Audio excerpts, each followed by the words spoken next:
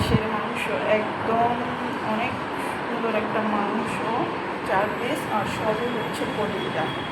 এর সাথে এই যে কাঁঠাল বিচি, 2টা আলু, পেঁয়াজ কুচানো, গোলমরিচ, গোটা গরম মশলা, শুকনো লঙ্কা ও তেজপাতা, রসুন, জিরা গুঁড়া, শুকনো মরিচের গুঁড়া, হলুদের গুঁড়া, আদা রসুন এগুলো পেস্ট, সবগুলো একটু জল দিয়ে গুলিয়ে নেব।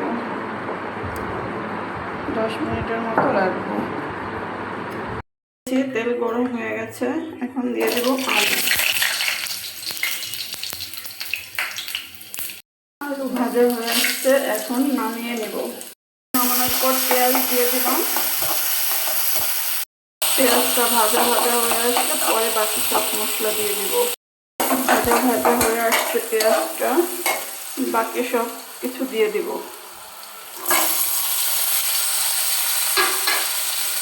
কাঁঠাল বিচিগুলো মশলার সাথে একটু ভাজা ভাজা হয়ে আসছে, তারপর বাকি গুঁড়া মশলাগুলো দিয়ে দিব। বাটা সব মশলা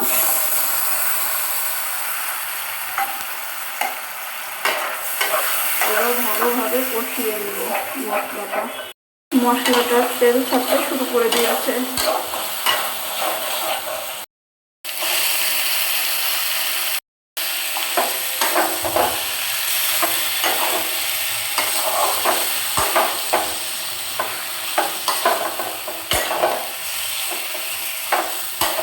এবার ভালো করে কষিয়ে নেব। সে কতটা জল বেরিয়ে আসছে, ভালোভাবে কষানোর পর একদম কালো হয়ে যাবে। কত গরম পড়ছে, রান্না করতে করতে শেষ হয়ে যাচ্ছে। সকাল থেকে কিছু খাই নাই, এই জন্য বেশি কষ্ট হচ্ছে। জীবনে যাদের কষ্ট তারা জীবনে ছোটোবেলার থেকে কোনো কিছুতেই সাকসেস হতে পারিনি। জানি না বাকি বয়সটা আর কি হবে। পাশে কেউ নাই যে আমাকে একটু সাহায্য করবে। এখন একটু ফ্যানের নিচে বসবো, মাংস কষাইতে থাকি।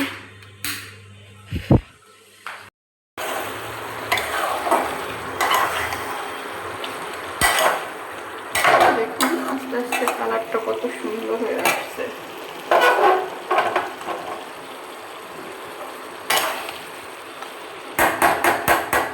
আস্তে আস্তে ঢেকে সুন্দর একটা ফ্লেভার আসছে।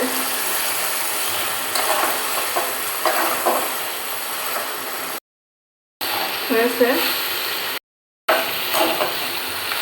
দিয়ে দিব গরম জল।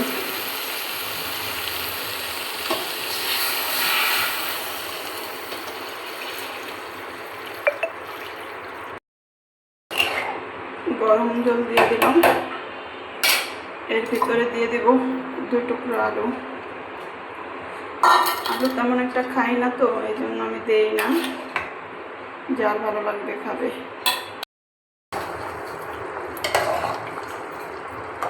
একটা কত সুন্দর আসছে, আর একটু টানিয়ে নিব, তারপর নামিয়ে ফেলবো। সিদ্ধ হয়ে গেছে।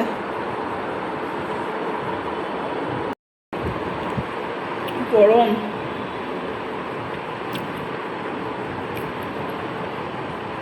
ভালো হয়েছে। অনেকদিন পর।